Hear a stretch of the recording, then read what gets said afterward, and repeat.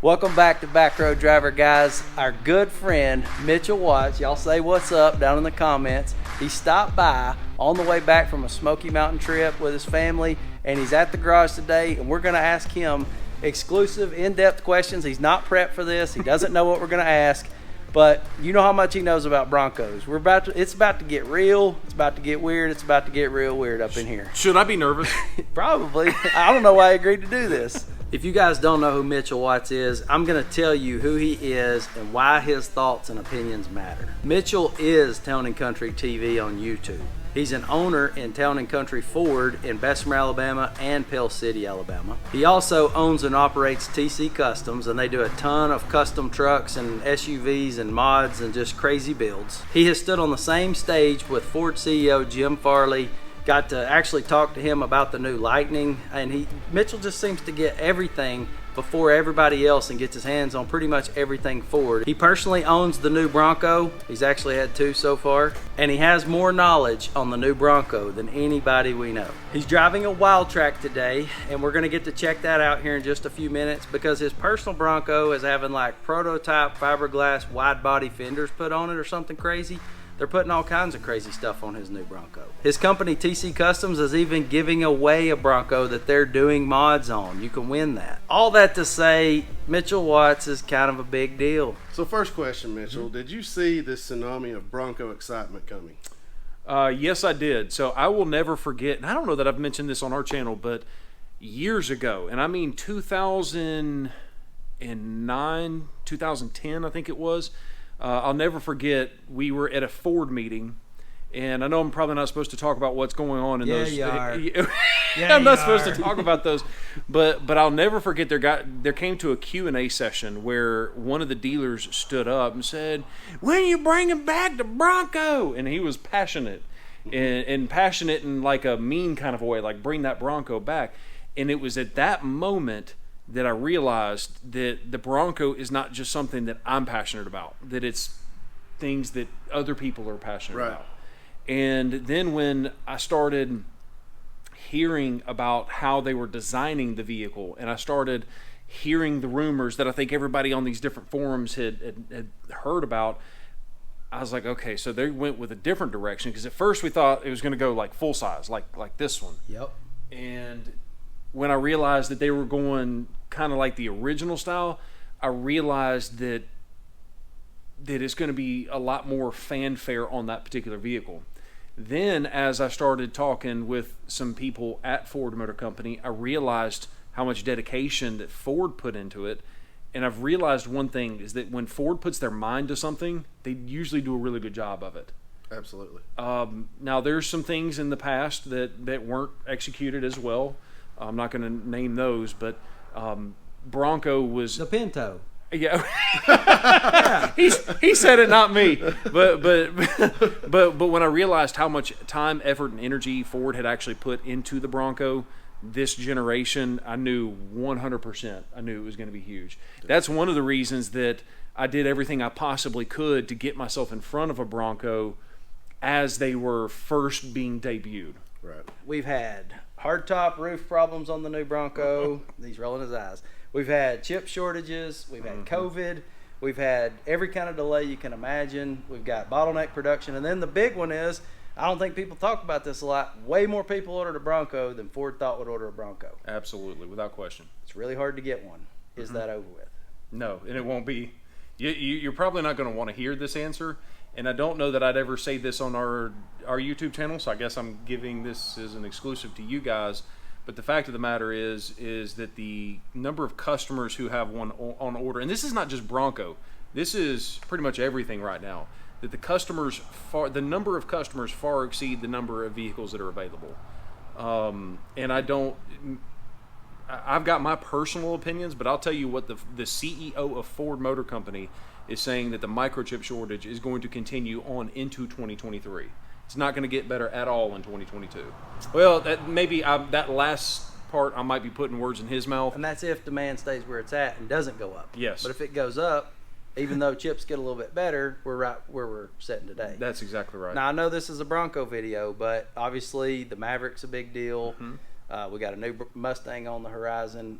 We've culled out some stuff that wasn't as good of a seller. You've been in the dealership business for how many years? Yep, 21 years. So, I mean, I know he looks 13, but he's actually had a full-time job, and he can grow a beard. So he's older than you think. But we're not talking about a Bronco exclusive problem, but Bronco seems to have more pressure on it than most. That's exactly right. And a lot of that is stemming from the fact that you have so many people that placed their order 18 months ago at the time that we're recording this video. 18 months ago, they said, here's my money, I want a Bronco. And they still don't even have a scheduled build date. Now, it's easy to point the finger at Ford. It's easy to point the finger at this. It's easy to point the finger at that. It's just a simple equation. Way more customers than we thought. And that we can actually... Even with all I say the we, chips. I'm not Ford Motor Company. Right. I want to make sure that I explain that. If you had all the chips you wanted and the hardtop hadn't been a failure, you're still not delivering. You don't still have 50 Broncos on your lot to sell. That's exactly right. You're still waiting on your order to come in. That's exactly right. And pretty much all of it is on pre-order. And that's one of the reasons, shameless plug, that we've gotten so many pre-orders is because we not only said that we were going to sell them at MSRP, but we've actually honored it. There's a lot of dealerships out there that got the customer's deposit for the Bronco, and then when the vehicle shows up, they play games with the customer and say, oh, no, I didn't say that, or I didn't say this. There was nothing in writing. They piss the customer off out of buying that vehicle. Then they turn around and sell it to somebody else for $30,000 over sticker. So comment down below if that happened to you or if you know somebody that happened to. Our dealer here in Knoxville local doesn't do that. If you know somebody that's happened to or it's happened to you, comment down below and let us know about your individual situation. And also, before we let you go into the next segment, even if you don't buy from us, that's totally fine. I don't care. I promise. You care. But please, no, I promise you I don't. Because I learned a long time ago, if you just worry about helping people, you'll never have to worry about money. That's right. You'll never have to worry about anything. So if you want to go get it from your other local dealer, make sure you get it in writing.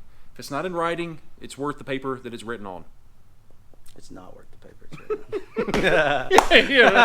If you're not already subbed to Town & Country TV, we'll link his channel down in the description. You can check that out. If you like Ford stuff, they do pretty much everything Ford, and guys, they get stuff early. And go ahead and hit thumbs up on this video to say thanks to Mitchell for stopping by the garage today. So Mitchell, in your opinion, how has the comeback of the new Bronco affected prior generations of Broncos? Ooh, that's a good question. How has I came up with that. How has it affected the prior generation of Broncos? I would say that it probably has a lot to do with the imagery of what one thinks a Bronco is. So, like I said, I've got a ~95 Bronco that looks very similar to this, not as nice as this, but it's this exact same body style, exact same color.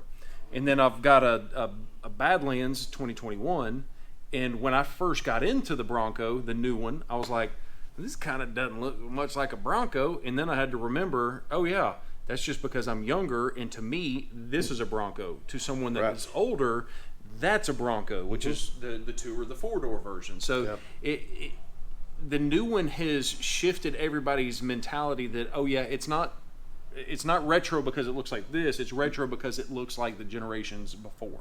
Right. That makes sense. Yeah. So people's opinion changes based on when they grew up and what Bronco was hot when they were, whatever age they last remember them. That's exactly right. So like my dad is fond of the very first generation because that was his. That was in his heyday. My heyday is this. Exactly. So me too. It's all about. To me, it's all about what you grew up with. Yep. And so I think I know the answer to this question. Is this a Bronco or is it a Ranger? It's not a Ranger. It is not. I guarantee you. You put this up against a Ranger, and this one will absolutely dominate. It doesn't even feel like a Ranger. You know what I'm saying? Like it feels like I will say that I have driven a Ranger, had one for a courtesy vehicle.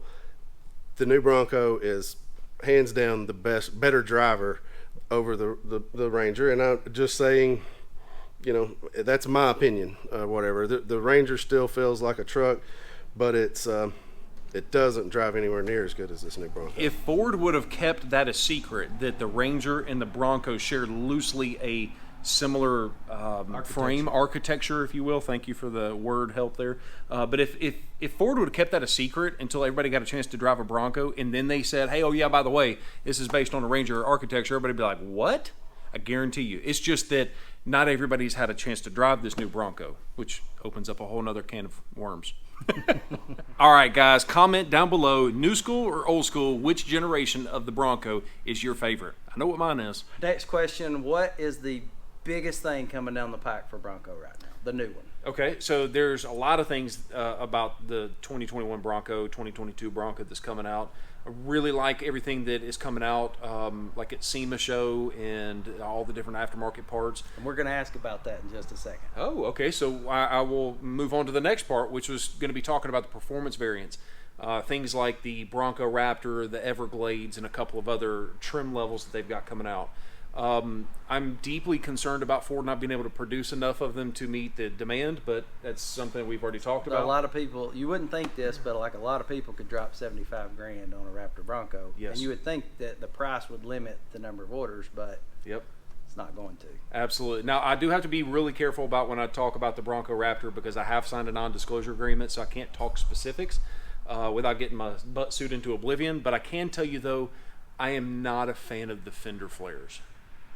I cannot believe I just said that out loud, but I've seen the thing uncovered, and that's all I can say. I'm not a fan of those fender flares. Hopefully, there's going to be a different option for that, but yeah, I'm going to stop talking there before I get sued.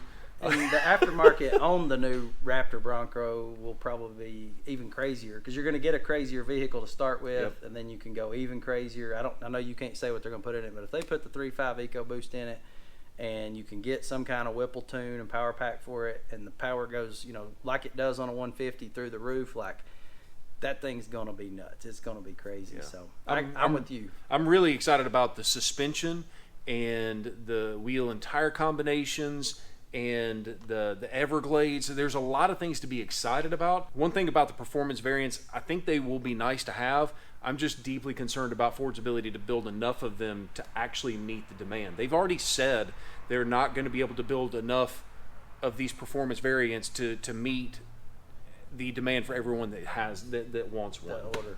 Yeah. Which means the aftermarket's going to be nuts, and the prices not necessarily over sticker, but after somebody gets one, the price to get one aftermarket or secondary market is probably going to be crazy. Absolutely. Just like every supercar does. You want to buy a Ferrari, if you've already bought one, you can buy one, and once you buy one, when you go to sell it, people will probably pay you more than you paid. And that's kind of, it's crazy to think that about a Ford, but this man has a Ford GT. You've probably seen it if you've been watching our channel for a while. We went for a ride in it. If he wanted to sell it today, I guarantee he could sell it for way more than he paid for it. And that's just the nature of things. Like even Fords and Chevys and Dodges have stuff that can sell above in the secondary market now. It's crazy. Yep. Okay, Mitchell, you got to go to SEMA this year. Mm-hmm. What is the biggest thing coming for the Bronco that you saw from SEMA? Ooh. Okay, so there's a lot of really good things that I saw at SEMA about the Bronco. I also think there's going to be a lot of things that didn't make it into SEMA that are going to be coming out that are going to be awesome to have. My personal favorite right now would be the FabTech 3-inch coilover lift. I know we do sell that on our website, but absolutely. Even if I didn't, it's just really neat to see what it did to the driving dynamics of my Bronco.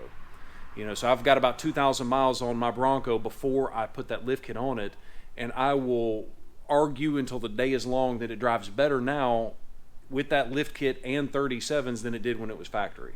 That's amazing. I don't know if it's the spring rate or the dampening rate, or if it's the upper control arm, or if it's the lower track bar. I don't know what it was, but it absolutely drives fantastic. Usually you lift a vehicle, you lose some of that drivability, yes. But that's pretty awesome, guys. And to compare that, like I'm driving that Wild Track out there because mine's getting the wide body kit installed right now. Mm-hmm. And so I'm driving this Wild Track that's on a stock Sasquatch suspension, and I'm literally thinking to myself the whole way up to Tennessee and the whole way back, I'm ready to get back in my Bronco.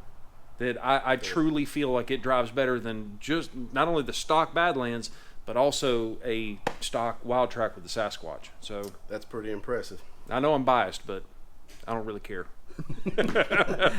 How do you think, and this is a big question, I know you're a car guy, you've been a Ford guy for a very long time, or basically all your life, but how does the new Bronco stack up against all the other 4x4 SUVs not just in the segment, but anything that competes against it. Year model comparison, does it have to be currently available for sale new? Yes. Okay. Because I was going to say the FJ Cruiser is a pretty sweet little ride. It is. I was trying to debate whether I needed to exclude that out of the conversation.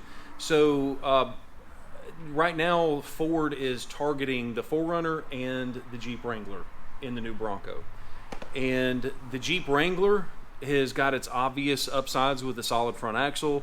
You can get a little bit more articulation or a lot bit more, depending on how you look at it. But if you're a Jeep guy and you made it this far into the video, comment down below and let us know I'm the Jeep guy. So, the Jeep does have that ability. It is probably a little bit better off-road than the Bronco is in some situations. In other situations, the Bronco, I can't believe I said that. The Bronco is better for a couple different reasons. Most people that buy a Bronco are going to be driving it primarily on the street. Let's be real. Most of the time in a Bronco, I would argue 95+% of the time for most people will be on the road. And the independent front suspension does a much better job of balancing that line of off-road ability and drivability on the daily, if that makes sense. So in that regard, in my head, it's a clear winner. Whereas the Jeep's a little better here, but it's a lot worse here. The Bronco just kind of evens that out. It does a really good job of knowing what its target demographic is and accomplishing that. All right, bonus follow-up right there, because you've talked about Wrangler and you've talked about 4Runner. Those two vehicles have one thing in common, resale value. They're the two probably best resale value vehicles outside of, I think a lot of the Toyota stuff's there, but like they're super good on retail or on residual value. Do we have another residual value winner here? I do. It's funny that you say that, because I was actually thinking that question the other day as I was on the way up to Tennessee for this little vacation, because I can't stop. That's all I think about is cars. But it's a Bronco. You can't say it's a car. These YouTubers say car for everything. It's a vehicle. But no, I do think that the Bronco will hold its value long term. When you're talking about 90 or 100 grand for a first edition, I don't think that's going to last. Maybe for sale. It's going to be worth that. You just leave the plastic on it. Yeah. So maybe for first editions, but people that are able to sell their Bronco Badlands, a volume vehicle for a $20,000 more than they paid for it, that's going to be out the window. Yeah, that's gonna. Now it might take 2 years to get there, because of the supply chain issues and the microchip issues. So it might be here for the near term, but on the long term, I'm thinking 5-10 years, down the line. Yep. I don't think that you'll have those crazy things, but I do think that it will be one of the highest residual values compared to all other vehicles in the segment. Not even in the segment, in the marketplace. In the market. So bonus, and this is just a little trivia for Mitchell, and I bet he knows the answer to this. What vehicle do more millionaires drive than any other single vehicle? Ford F-150. All right, so he got the question right. I figured he probably would. Have you noticed a lot of people that have a F-150, wealthy business owners, farmers that have a couple hundred acres or a couple thousand acres down in Alabama, because nobody cares about the property down there. I'm just kidding, guys. Go Vols. Have you seen them come in and also pick up a Bronco for a kid, a wife, or even for themselves? So not necessarily, because most of the people that are buying these Broncos, not most, every one of our customers have pre-ordered their Bronco and they're just waiting on it to come in. I have noticed a significant increase in the number of people paying cash for their Broncos. There you go. So when you compare that to other vehicles, so I would say they're not buying an Explorer with cash very often. That's exactly right, or an Edge or an Escape. So it's technically, you're kind of saying it's not really a family vehicle. This could be a third or fourth vehicle in the family garage that's a toy. Most of these don't end up being a daily. That's exactly right. It's a third vehicle or a fourth. It's funny that you say that, because this is another bonus on the bonus that's a bonus. It's triple bonus. It's triple bonus time. Hey, and they're giving away a Bronco. I think we've mentioned that a little bit, but let's do a plug. If you go to tccustoms.com and you buy some merch, man, see how seamless this was? Yeah, I like that. We're good together. Shake and bake. I wasn't planning on this, but yeah, go ahead. If you go buy anything on their site merch-wise, is it anything period or just merch? Yeah, no, so it's all merch. Okay, So merch. whether it's a hat, shirt, a phone case, any kind of, basically anything but a car part, starting today. Vehicle part. Yeah, vehicle parts. so any kind of merchandise that you buy, for every $1 is 2 times entries. For every $1 gets you 2 entries.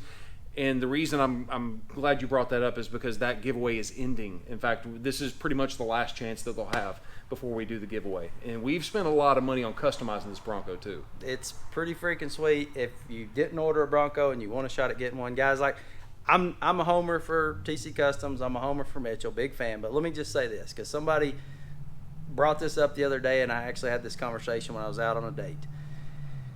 If you want to win something, buying something from TC Customs to win this Bronco, your chances of doing that versus like winning $100 on a scratch off, you probably got a better shot at winning a freaking Bronco. And I'm not saying more than one person's going to win it, because there's only one person that's going to go home with it.